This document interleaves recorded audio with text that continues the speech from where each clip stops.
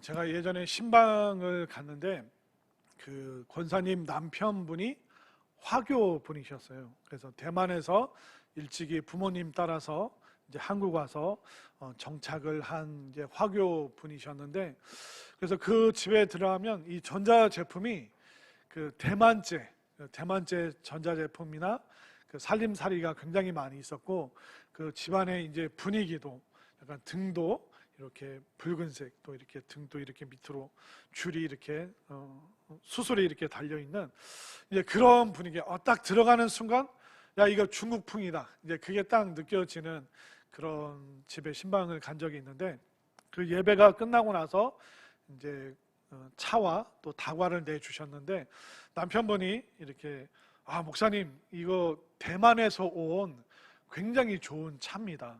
근데 그게 이제 티백에 들어 있었는데, 그 티백 그 차를 어디에 이제 보관을 했냐면 종이 상자라고 해야 될까요? 종이함이라고 해야 될까요? 근데 그 종이함이 막 손때가 오래 묻고 좀 찢어지고 너덜너덜하고 막 그 딱 보기에도 그렇게 청결해 보이진 않고 너무 오래된 그 종이 상자에서 티백을 이제 꺼내서 이제 우려서 주시는데, 확실히 이제 비싼 거라고 하니까 향도 좋고 맛도 더 맛있는 것 같고 더 깊이 있는 그 느낌이 느껴지는 거예요. 그래서 향도 좋고 확실히 대만에서 좋은 차라서 그런지 너무 좋은 것 같습니다. 이제 그러면서 이제 대화를 끝내고 이제 일어나는데, 그 화교 남편분이 목사님, 이 차 좋아하시니까 이 티백 좀 가져가세요 하면서 그 한 움큼을 잡아서 제 손에 그냥 올려주시는 거예요. 그러니까 어떤 느낌인지 아시겠죠?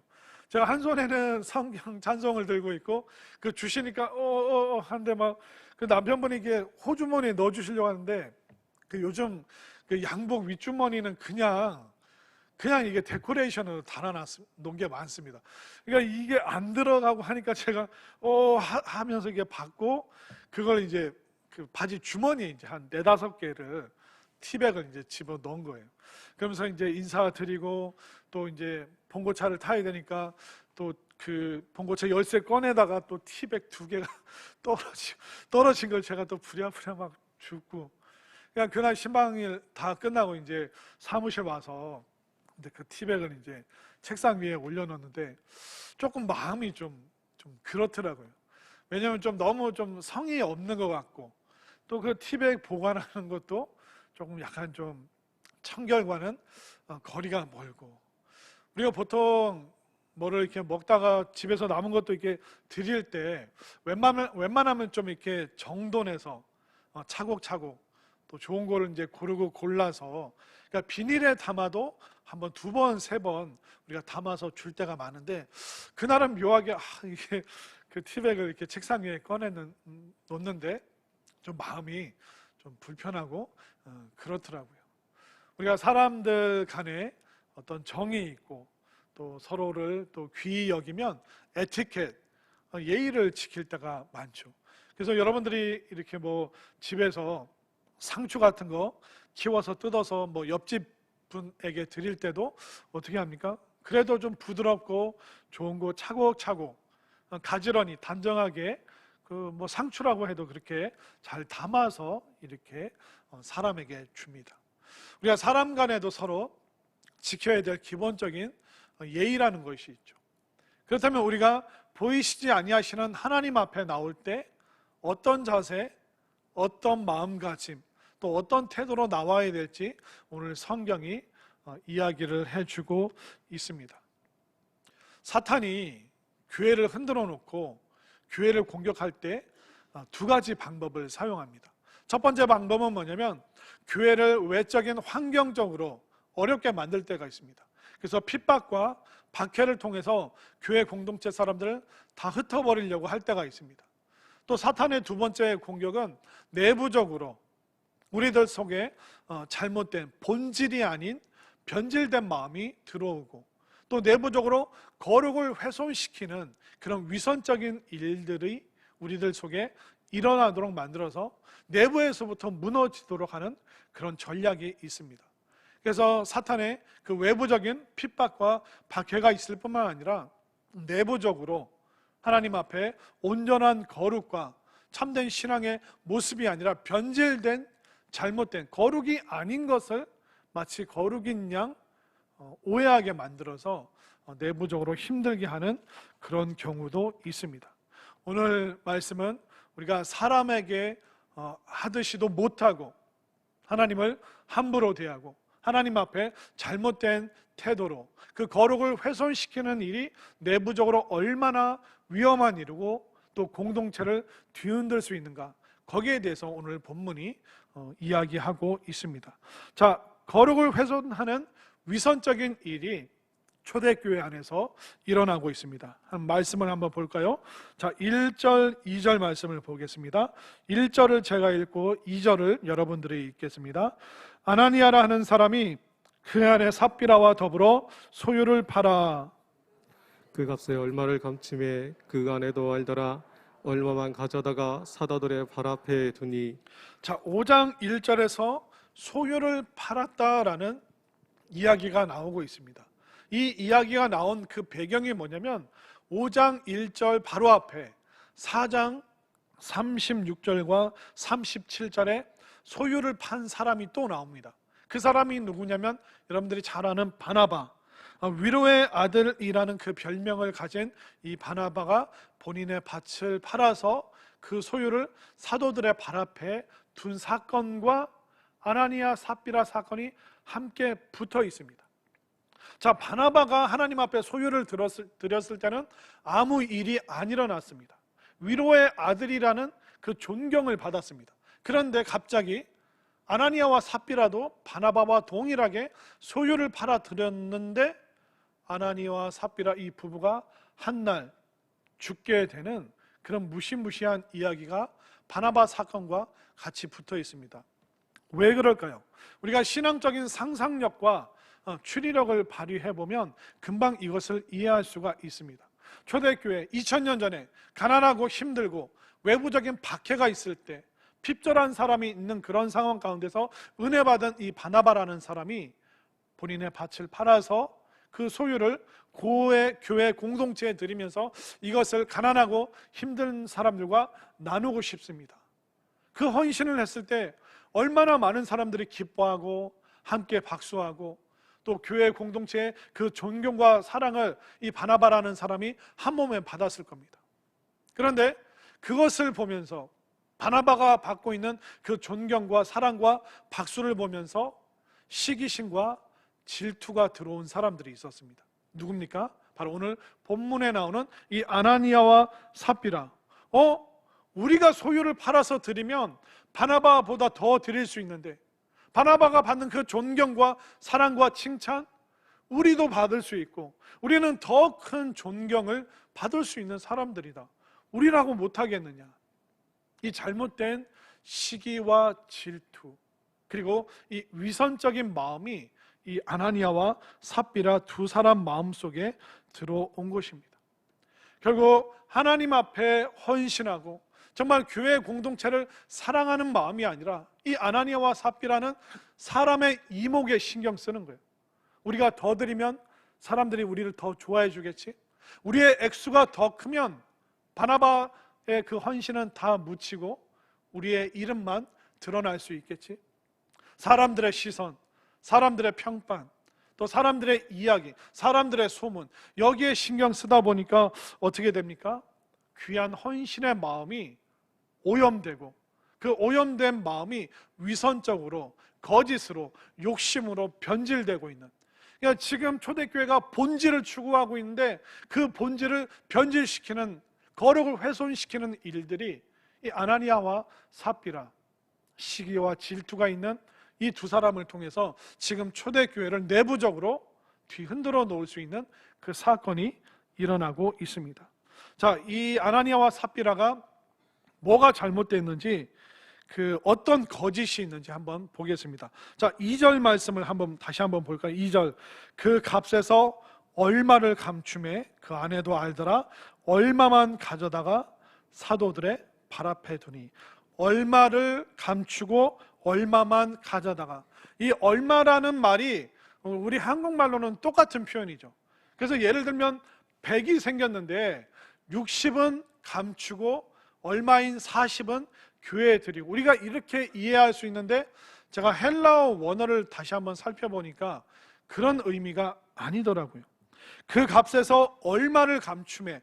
앞에 있는 얼마는 그 헬라어로 뭐냐면 몰수와 횡령이라는 뜻이 있습니다. 몰수는 뭡니까? 전부를 다 가져가는 것입니다. 횡령은 뭡니까? 횡령 사건 뉴스에 나올 때 적은 금액이 아니라 큰 금액을 횡령했을 때 뉴스에 나오죠. 그래서 이 아나니아와 삽비라가 바나바를 보고 질투심에 소유를 팔았는데 그 얼마가 아니라 몰수하고 횡령하는 마음으로 그들이 그 헌금을 몰래 지금 감춘 사건입니다. 그 뒤에는 그 아내도 알더라. 얼마만 가져다가 사도들 앞에 발 앞에 넣었는데, 이 뒤에 쓰이는 얼마는 뭐냐면 헬라어로 조각과 가루라는 뜻입니다. 몰수와 횡령처럼 거의 전부는 본인들이 몰래 감추고 마치 이 조각과 가루가 전부인 양 그들이 지금 사도들의 발 앞에, 공동체 앞에 지금 드리고 있는 것입니다. 만약에 소유를 팔았는데, 재산을 정리했는, 처분을 했는데 생각보다 그 액수가 커요. 그래서 만약 사도들 앞에 나와서 이 소유를 바나바와 같이 이렇게 팔아서 드리려고 했더니 너무 금액이 커서 일부는 교회에 드리고 일부는 저희 생계를 위해서 좀 쓰면 안 되겠습니까? 이렇게 말한다고 해서 누가 뭐라고 그러겠습니까? 하나님이 꾸짖으시겠습니까? 베드로가 거기에 대해서 불쾌한 표현을 하겠습니까? 절대로 하나님께서 그러하시지 않는다는 것입니다. 그들은 일부를 드리면서 마치 전부를 다 드린 양, 몰래 그들은 몰수와 횡령의 마음으로 빼놓고 조각과 가루밖에 안 되는 걸 드리면서 마치 전부를 다 드린 양, 아마 그들이 드린 그 일부가 바나바의 전부보다 더 클 수 있는 그 일부일 수 있겠죠. 근데 일부만 드립니다 해도 아무도 뭐라고 그럴 사람 없습니다. 그런데 일부를 드리면서 마치 전부인 양, 잘못된 마음으로 그들이 거짓으로, 동기가 불순한 마음으로 지금 하나님 앞에 드리고 있습니다. 결국 시기와 질투, 바나바가 받고 있는 그 존경과 그 칭찬, 본인들도 받고 싶으니까 생색내는 마음으로, 바나바를 깔아뭉개고 싶은 그 마음으로 이 아나니아와 삽비라가 잘못된 마음으로 지금 하나님 앞에 나오고 있는 것입니다. 결국 이 작은 생각이, 어떻게 보면 합리적인 그 생각이 죄를 잉태하고 그 죄가 교회 공동체를 훼손시키고 오염시킬 수 있는 여지가 너무나도 많다는 것을 우리가 볼 수 있습니다. 만약 베드로가 아무것도 모르고 정말 큰 헌금을 드렸네요, 대단한 헌신을 하셨네요, 그러면서 베드로가 아무것도 모르는 상태에서 그냥 칭찬하면 이 부부가 나가서 어떻게 했겠습니까? 그 액수를 부풀리겠죠. 우리도 바나바처럼 소유를 팔아서 전부를 드렸다, 근데 우리의 액수가 바나바보다 훨씬 더 크다, 바나바가 받는 그 칭찬과 박수 우리한테 돌려라, 우리가 더 대단하다, 아마 그들은 우쭐했겠죠. 그리고 거짓으로 과장하고 위장하고 위선된 마음으로 사람들에게 이야기를 했겠죠. 그러면 이 두 사람이 초대교회 결정권자가 되거나 리더십이 될 수도 있습니다. 그렇게 되면 어떻게 될까요? 교회는 거룩이 훼손되고 사람들을 판단하고 평가하는 그 속에 잘못된 거짓이 들어와서 교회 공동체를 내부적으로 완전히 망가뜨릴 수 있는 그 위험이 이 아나니아와 삽비라의 마음속에, 이 부부의 태도 속에 이 잘못된 의도가 교회를 흔들어 놓을 수 있는 위험성이 있다는 것입니다. 베드로가 성령의 감동을 받고 이 아나니아에게 뭐라고 얘기를 합니까? 자, 3절과 4절. 3절을 제가 4절을 여러분들이 읽겠습니다. 베드로가 이르되 아나니아야, 어찌하여 사탄이 내 마음에 가득하여 내가 성령을 속이고 땅값 얼마를 감추었느냐? 땅이 그대로 있을 때에는 내 땅이 아니며 판 후에도 내 마음대로 할 수가 없더냐? 어찌하여 이 일을 내 마음에 두었느냐? 사람에게 거짓말한 것이 아니요 하나님께로다. 자, 3절 끝에 보면 베드로가 말하죠. 내가 성령을 속이고 땅값 얼마를 감추었느냐. 여기서 말하는 얼마는 조각과 가루가 아니라 몰수와 횡령이라는 뜻입니다. 이미 베드로가 성령님 통해서 아는 거예요.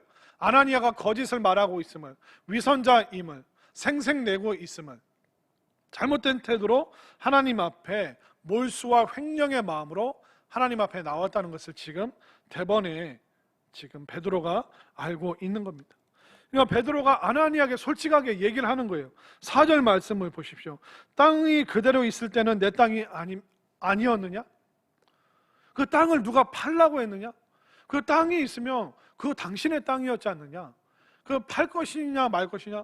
그 당신의 결정에 따르면 되는 거다. 교회에서 팔라고 한 것도 아니고, 팔고 싶지 않으면 안 팔아도 되는데 왜 잘못된 마음을 먹었느냐? 또 그 뒤에 보십시오. 판 후에도 내 마음대로 할 수 없더냐? 그 땅 판 값에 일부만 드린다고 해서 뭐라고 그러겠느냐? 아주 적은 것만 드린다고 해서 누가 당신들을 비난하겠느냐? 왜 그 판 값에 대해서도 스스로 결정하고 좋은 선택을 할 수 있는데, 그런데 뭐라고 합니까? 어찌하여 이 일을 내 마음에 두었느냐? 어쩌자고 그런 마음을 품었습니까? 일부를 드리면서 그걸 왜 전부라고 속이려고 했습니까? 그리고 당신은 가루와 조각을 드리면서 나머지는 몰수와 횡령의 마음으로 해놓고 왜 조각과 가루를 드리면서 과장된 마음으로, 위장된 마음으로, 위선된 마음으로 지금 본질을 변질시키는 이 일을 어쩌자고 그런 마음을 먹고 이런 위험한 잘못된 일을 하고 있습니까? 이렇게 준엄하게 베드로가 꾸짖고 있습니다. 그 말이 끝나자마자 어떻게 됐을까요? 자, 5절과 6절을 한번 보십시오. 아나니아가 이 말을 듣고 엎드러져 혼이 떠나니 이 일을 듣는 사람이 다 크게 두려워하더라. 젊은 사람들이 일어나 시신을 싸서 메고 나가 장사하니라. 이 말씀 보면서 어떤 성도님들은 마음에 덜커덕 그런 마음이 들 거예요. 헌금 드리면 죽는구나. 헌금 잘못하면 큰일 나는구나. 아니, 안 하는 것도 아니고 했는데 이렇게 죽이시면 어떡하냐. 그럼 우리는 어떻게 헌금을 드려야 되는가? 여러분들 마음속에 갈등과 번민이 또 헷갈리는 마음이 생길 수도 있을 겁니다. 지금 하나님께서 왜 준엄하게 베드로를 통해서 아나니아를 꾸짖으시고 또 안 드린 것도 아닌데 그냥 단순히 일부 드리면서 전부 드린 거라고 그냥 잠시 속인 건데, 잠깐 한번 거짓말한 건데 이 사람을 죽이시기까지 하시다니 하나님이 도대체 왜 그러실까요? 성경을 쭉 보잖아요. 어떤 공동체가 새롭게 시작될 때 그 공동체의 그 어떤 목적, 그 가치가 훼손되지 않도록 하나님께서 굉장히 그 초반에는 무섭게 그 사람들을 다루실 때가 있습니다. 사람들이 잘못된 위선과 거짓에 빠지지 않도록 하나님께서 심판하실 때가 있어요. 이제 이스라엘 백성들이 애굽을 탈출을 해서 광야 생활을 시작을 했죠. 그 광야 생활을 시작할 때 성막을 중심으로 이스라엘 백성들이 살았어요. 근데 성막에서는 항상 그 불이 꺼지지 않도록 했습니다. 사람들이 언제 와서 죄를 고백하고 또 언제든지 제물을 드릴 수 있도록, 하나님 앞에 나올 수 있도록 그 제단에는 항상 불이 지펴져 있었습니다. 그것을 통해서 번제를 드릴 수 있도록. 근데 여기서 붙이는 불은 아무 불이나 사용해서는 안 되고 제사장들, 레위인들이 이 불을 잘 관리를 해야 됐습니다. 근데 어느 날 나답과 아비후가 그 성전을 지키다가 불을 꺼트려 버렸네요. 그래서 밖에 있는 그 성전에서 있던 그 불이 아니라 밖에 있는 아무 불이나 취해서 성전에 불을 붙였더니 어떻게 됐습니까? 나답과 아비후, 하나님께서 죽음으로 그들을 심판하셨습니다. 이제 광야 공동체, 애굽을 탈출한 하나님을 예배하는 그 공동체가 시작될 때 그 공동체의 거룩을 훼손시키는 일이 생기면 그 이후로 잘못된 선례가 생기기 때문에 하나님께서 이 일에 대해서, 잘못된 불에 대해서 엄청난 심판을 하신 것입니다. 그뿐만 아니라 이 광야 공동체가 이제 정착 공동체, 가나안 땅에 들어갔을 때 가장 첫 번째 만난 그 난공불락의 성이 여리고 성이었습니다. 이 가나안 땅의 초입이었습니다. 이 여리고 성을 무너뜨릴 때 하나님께서 그 여리고 성을 이스라엘 손에 넘겨주시는데, 이 여리고 성이 가나안 땅의 첫 번째 승리의 열매이기 때문에 이 첫 열매는 다 하나님께 돌려라, 천사를 통해 하나님이 말씀을 하셨어요. 그래서 이제 이스라엘 백성들이 여리고성을 점령하고 나서 전리품 한 개도 손을 대지 않았습니다. 금과 은과 소와 가축, 그 어떤 것도 손대지 않았습니다. 다 진멸했습니다. 그런데 아간이라는 사람이 몰래 금은 보화를, 가죽으로 된 옷을 몰래 훔쳐서 자신의 집 그 장막 아래에 숨겨뒀습니다. 그 거대한 전부에 비하면 그 일부는 얼마 되지도 않습니다. 그러나 아간이 하나님 앞에 돌려드려야 될 첫 열매, 그 전리품에 손을 대니까, 아간이 손을 대면 그 다음 사람도 또 다른 사람도 하나님의 명령을 만홀히 여기고 우습게 여기고 아무렇지도 않게 그 거룩에 손을 대고 훼손시킬 수 있는 여지가 생기기 때문에 그 정착 공동체가 처음 시작할 때 하나님께서 그 아간의 죄에 대해서 얼마나 무섭게 심판하셨습니까? 12지파 제비를 뽑는데 10지파 중에 아간의 지파가 뽑히고, 그 지파 중에 아간의 가문이 뽑히고, 아간의 집안이 뽑히고, 그 집안 사람들 중에 아간이 그 제비를 뽑고 결국 하나님께서 그를 죽이시는 무서운 심판을 내리셨습니다. 초대교회도 마찬가지, 수많은 핍박과 박해와 예수님의 십자가와 부활 승천 이후에 이제 교회 공동체가 전 세계로 선교적인 사명을 가지고 나가야 될 이 공동체가 이 헌금의 문제, 정말 하나님 앞에 귀한 마음으로 드려야 되는데 시기하는 마음으로, 질투하는 마음으로, 생색내는 마음으로, 위선적인 위장된 욕심과 속이는 마음이 교회 공동체 안으로 들어올 여지가 있기 때문에 그것을 초반에 차단하기 위해서 하나님께서 지금 아나니아를 죽이시는 무서운 심판의 결정을 내리신 것입니다. 우리들도 살아가면서 문득문득 이 아나니아와 삽비라와 같은 심보가 들어올 때가 있습니다. 하나님의 은혜가 당연하다는 듯이, 하나님의 축복 기꺼이 하나님께서 나한테 주셔야지 내가 모든 걸 다 누릴 수 있지, 뭐 하나님 필요하신 게 뭐가 있어, 다 그냥 내 거지 뭐, 이런 잘못된 마음이, 은혜를 너무나도 당연시 여기는 그 하나님의, 그 사랑의 하나님을 우습게 여기는 마음이 우리들 속에 슬며시 들어올 때가 있다는 것입니다. 예전에 어떤 성도님이 계셨는데 그 성도님이 사업을 실패하고 그 다음 사업도 어려워지고 두 번, 세 번 완전히 뭐 길바닥에 나앉을 정도로 10,000원짜리 한 장도 손에 쥘 수 없는 그런 극심한 어려움 가운데 있었던 분이 계십니다.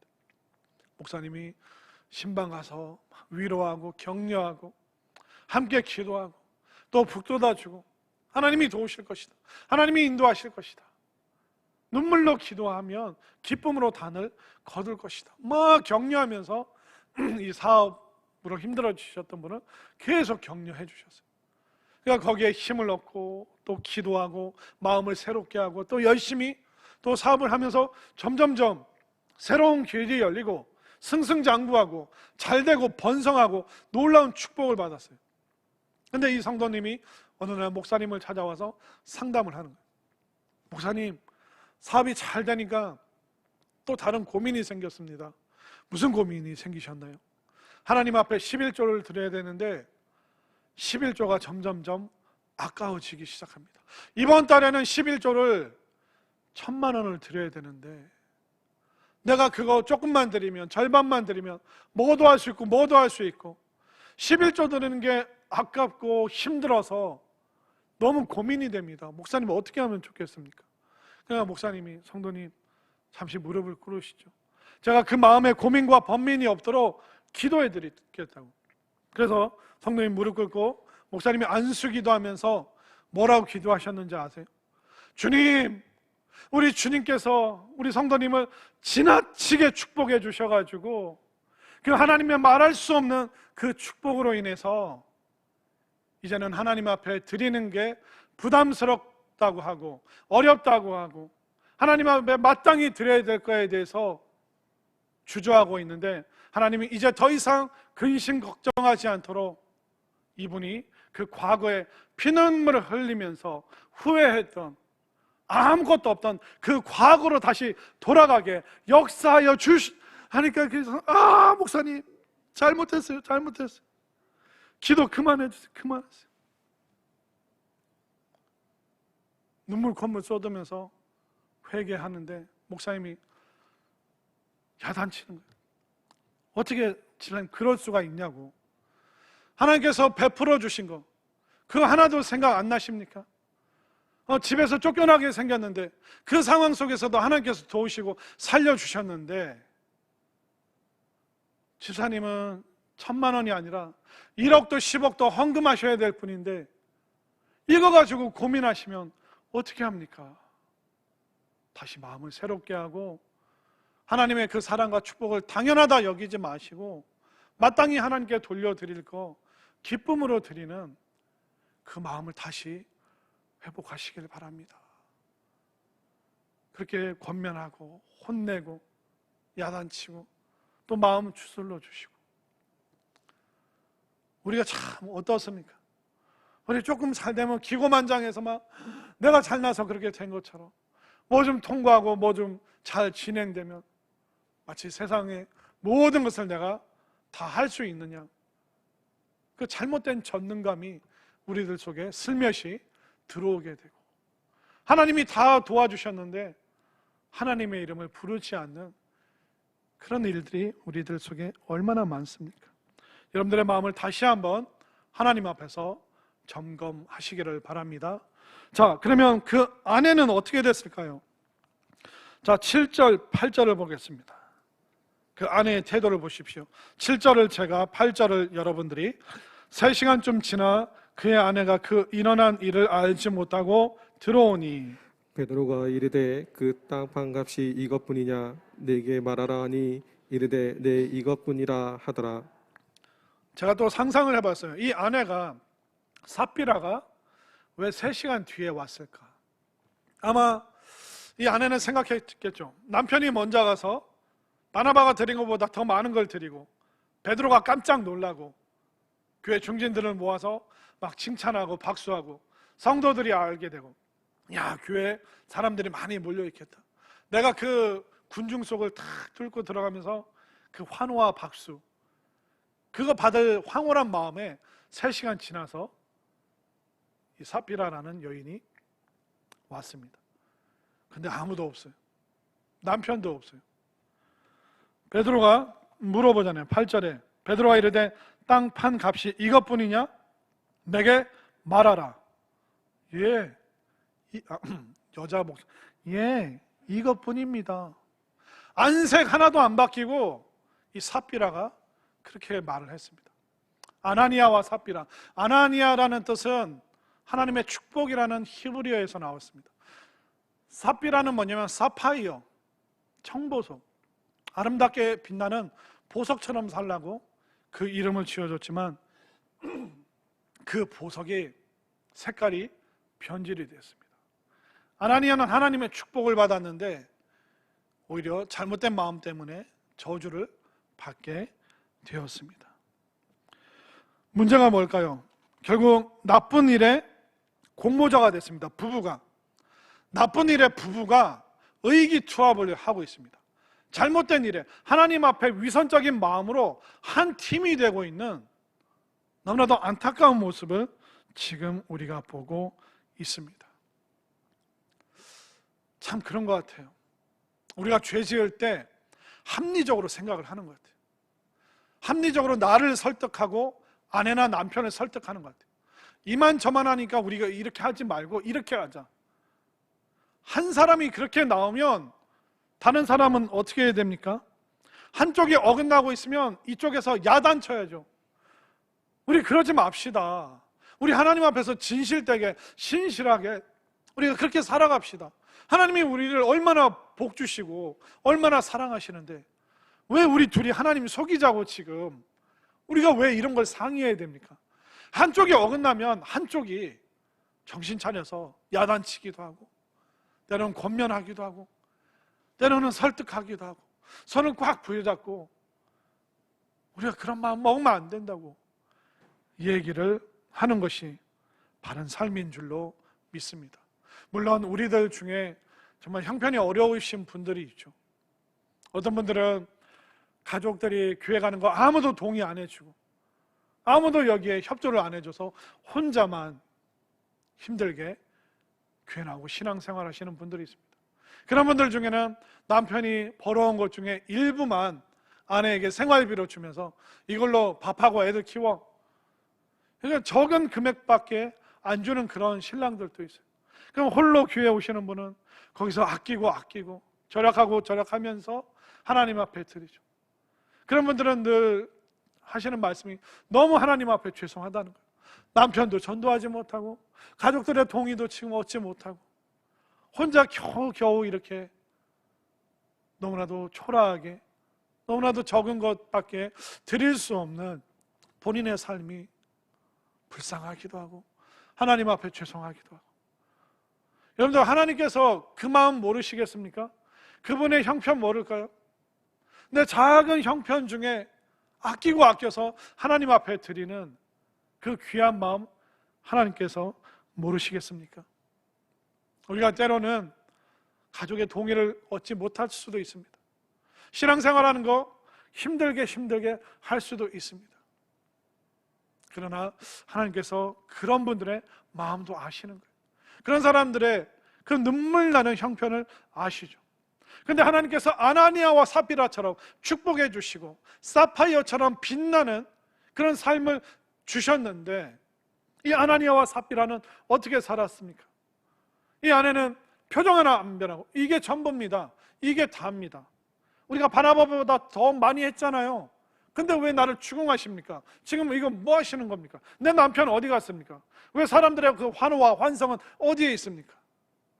이 부부가 나쁜 일에 지금 공모자가 되어 있는 것입니다.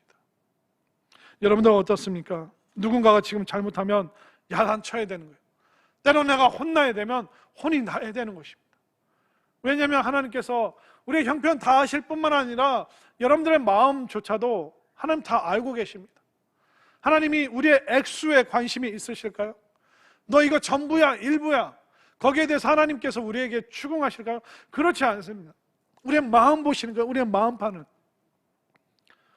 나답과 아비후처럼 공동체를 거룩을 훼손하는 사람들, 아간처럼 하나님의 명령을 우습게 여기고 아무렇지도 않게 하나님께 드려진 그 성물에 손을 대고 무섭게 심판하실 때도 있는데요, 주님의 그 사역과 삶을 보잖아요.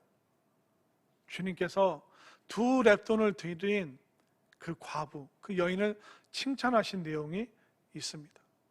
예수님께서 성전 헌금함에 딱 옆에 서 계시는데, 그 당시에는 종이돈이 없었어요. 다 동전이었습니다. 그게 딸깍딸깍 떨어질 때마다 소리가 나잖아요.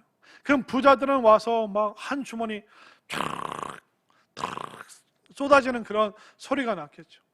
그러면서 막 거들먹거리면서 그 헌금함에서 이렇게 내려왔겠죠. 근데 어떤 여인은 자기가 순서되어서 탕탕, 동전 2개밖에. 근데 그 소리만 들어봐도 100원짜리 2개다, 2렙돈, 이거 얼마 안 되는 겁니다. 한 끼 식사도 못 사는 그런 돈입니다. 근데 부자들이 다 드리고 나서 동전 겨우 2개 탕탕 떨어뜨리는 그 여인, 부자들이, 다른 사람들이 놀렸겠죠.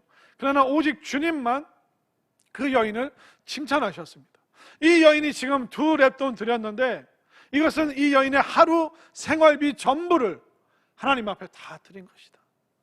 하나님께 기억된 바 되고 하나님께서 칭찬하신다. 너희들은 많은 것 중에 일부 드리면서 생색냈지만 이 여인은 아무것도 없는 중에 전부를 드린 여인이다. 하나님께서 그 마음을 받으셨음을 예수님이 칭찬하셨어요. 액수가 아니라 그 마음을 칭찬하신 것이죠. 또 예수님께서 칭찬하신 게 뭐가 있을까요? 바로 보리떡과 물고기. 이 보리떡과 물고기, 어떻게 보면 아무것도 아닐 수 있습니다. 그 당시에 우리로 치면 밥 한 공기랑 김치 한 접시랑 똑같은 거예요. 한 끼 식사일 뿐입니다. 근데 한 끼 식사밖에 안 되는 그거를 조심스럽게 주님 앞에 드렸더니 주님께서 그 드린 것을 기쁘게 받으시고 그 밥 한 공기와 그 김치 한 접시, 그 축복하셔서 남자만 5,000명이 먹는 놀라운 기적의 역사를 베풀어 주신 것입니다. 야, 보리떡 더 비싼 거 없냐? 야, 물고기 더 큰 거 안 가져오냐?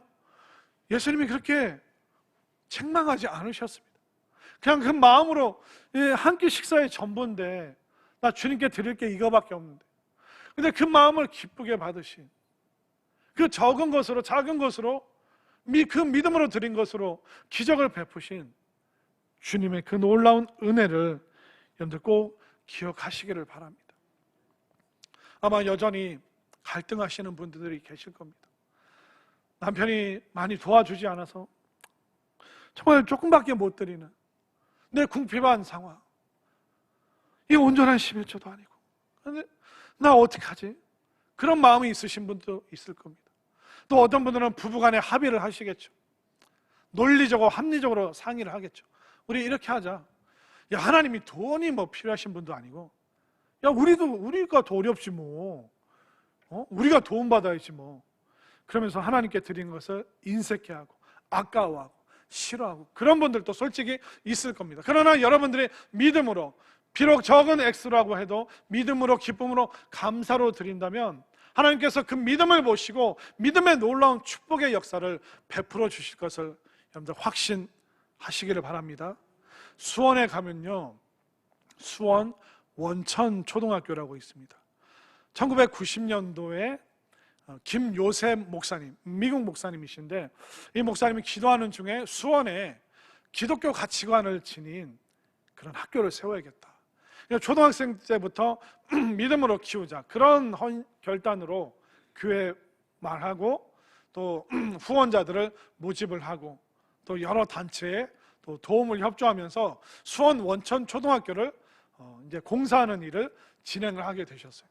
근데 아마 여러분들 집이나 뭐 이렇게 건물을 건축해 보신 분들, 또 그 건축에 관련되신 분들은 아시겠지만, 여러분들 초등학교 부지를 사고 거기에 건물을 짓고 집기와 인테리어를 집어넣고 교사들을 고용해서 초등학교를 운영해 간다. 이거 상상만 해도 어마어마한 일이라는 겁니다.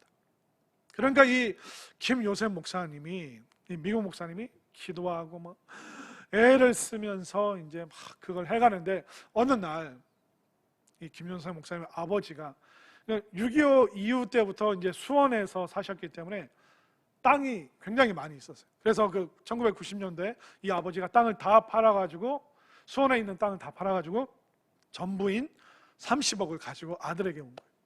아들, 땅 다 판 30억이다. 이거 가지고 초등학교 짓는데 좀 보탬이 됐으면 좋겠다. 대신 30억 내가 주는데 10분의 1인 11조인 3억은 하나님께 헌금해라. 그러니까 이 김요셉 목사님이, 아니 아버지가 헌금으로 드렸으면 됐지, 헌금을 드린 여기서 또 10분의 1을 뗀다는 게 어디 있습니까? 그랬더니 이 아버지가, 자네 목사 맞나? 자네 목사 아닌가? 하나님께 드리는 거는 생각할 여지가 없다. 하나님께 드리는 것은 상황과 여건을 고려해서 드리는 것이 아니라 그냥 무조건이다.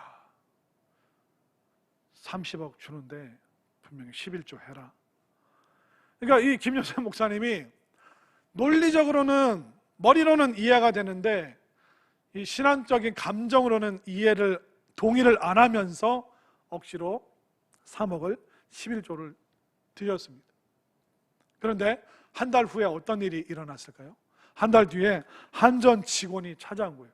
한전 직원이 찾아와서 이 공사를 진두지휘하고 있는 김효성 목사님께 무슨 얘기를 하냐면, 이 원천 초등학교 지어질 요 주변에 또 뒤쪽에 이제 대규모 대단지 아파트가 들어오는데, 한전에서 이 고압 전류 전선을 넣어야 되는데 이걸 외부로 이렇게 빼게 되면 태풍이나 뭐 아니면 새나 여러 가지 좀 위험 요소가 많다고. 그렇기 때문에 지하로 땅 밑으로 지중 이렇게 시설을 해서 땅 밑으로 고압 전류가 이렇게 그쪽 아파트까지 연결이 되면 훨씬 안전하고 좋습니다. 그런데 보니까 이 학교가 지어지는 이 비탈길을 끼고 이 고압 전류가 땅 밑으로 들어가야 되는데 그 기부 체납인가요?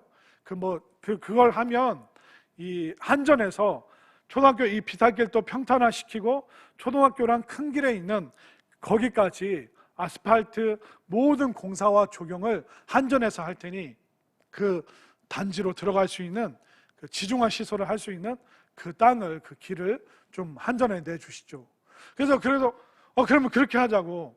그런데 그렇게 뭐 비탈을 평탄화시키고 앞에 길을 깔고 큰 길까지 뭐 이 모든 일에 드는 소요되는 비용이 얼마입니까? 그랬더니 한전 직원이 저희들이 지금 30억 예산을 잡아놨습니다. 아멘인가요? 이 김효세 목사님이 감정적으로는 동의 안 되지만 아버지가 설득해서 그냥 이성적으로 3억을 헌금 드렸는데 하나님께서 한 달 후에 몇 배로 갚으셨습니까? 10배로 3억 드렸는데 30억 그냥 무상으로 그 공사가 다 이루어지도록 하는 그 놀라운 그 믿음의 그 역사와 축복을 베풀어 주셨음을 분명히 믿으시기를 바랍니다. 결국 그거예요. 우리가 하나님 앞에 너무 잘못된 마음으로 신앙생활 할 때도 참 많습니다. 아니, 하나님이 나에게 사랑 베풀어 주시는 거 그거 당연한 거 아니야? 사랑의 하나님이니까, 하나님은 필요한 거 없으시니까 나한테 다 제공해 주셔야 되는 거 아니야? 하나님께서 뭐가 필요하신 게 있으시겠어? 나만 누리면 되지 뭐.